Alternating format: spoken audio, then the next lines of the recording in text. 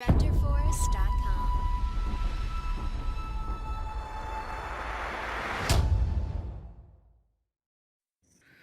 हजरत John Elia Sahib की लिखी हुई ये खूबसूरत गजल।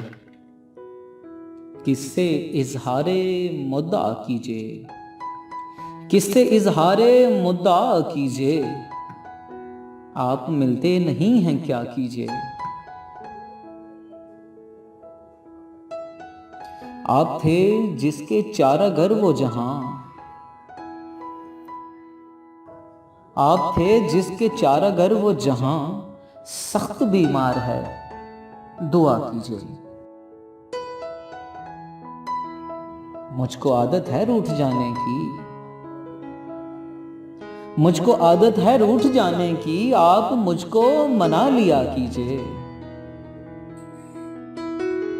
मिलते रहिए इसी तपाक के साथ, मिलते रहिए इसी तपाक के साथ, बेवफाई की इंतहा कीजिए।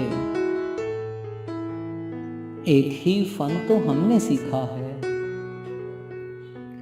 एक ही फन तो हमने सीखा है, जिससे मिलिए उसे खफा कीजिए। मुझको आदत है रूठ जाने की, मुझको आदत है रूठ जाने की, आप मुझको मना लिया कीजिए।